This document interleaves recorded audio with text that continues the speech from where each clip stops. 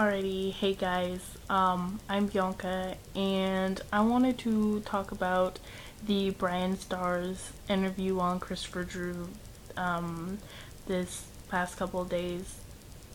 It was like May 26th, and now it's like June 3rd or something, so it was like a week ago maybe.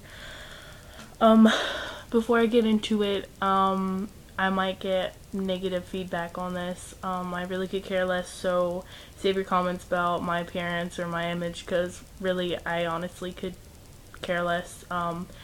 State your opinion. You don't have to be mean. Everybody has their own opinion. They're entitled to one.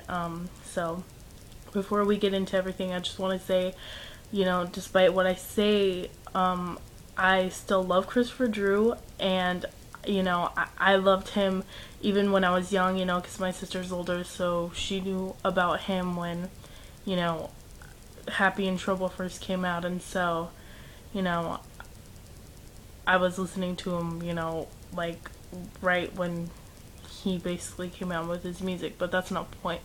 I will always love him. I respect him. I respect his decisions as an artist and what he feels and what he thinks and all that. And I'm happy that he's happy with what he's doing, but I don't think that what he said to Bryan Stars was particularly just nice or necessary at all. It was actually pretty rude, and just how he how he is now. He totally has changed, and I've known that for a while. Actually, I started basically knowing it when Time Travel came out, because it's just not the same scene of music, and stuff like that. And even though Christopher Drew said that he wasn't mad or anything about the interview, I think that he kind of had this resentment towards Bryan Stars, and even throughout the whole interview, none of them were particularly nice to Bryan.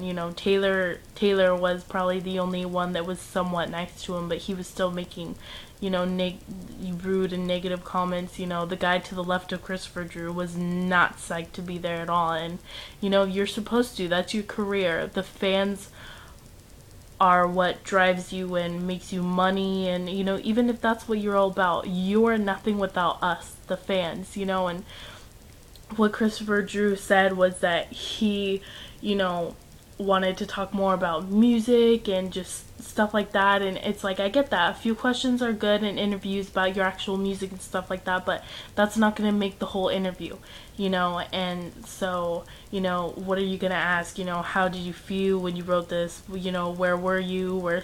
Stuff like that. It's kind of understandable. You want a little history behind the music, where it came from, but I personally enjoy questions like Bryan Stars asks. It kind of brings the artist out of the box, makes them think or fill in the line, or what I mean. It kind of gets on a personal level of what don't you like, what do you like, how did you feel this, how do you feel like that, stuff like that. It's like it makes you know the person kind of better, and it makes you know the person better and kind of who actually makes up the band. You know what I mean? What the band is about, where it kind of came from, who it came from, because basically anybody can be in a band, but just because a band gets big doesn't mean, anything. I mean, what I guess I'm trying to say is just,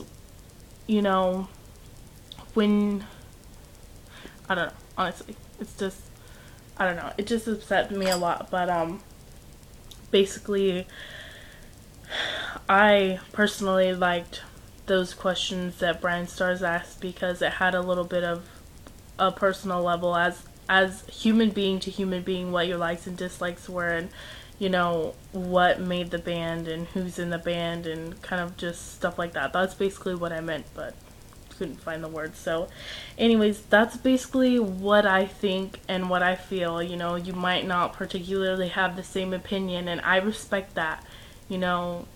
Respect other people's opinions, because they're not always going to be the same and stuff like that. So anyways, leave comments, questions, whatever. Do video response, because I want to know what other people think about this too. So thank you for listening, and I'll talk to you guys later. Peace.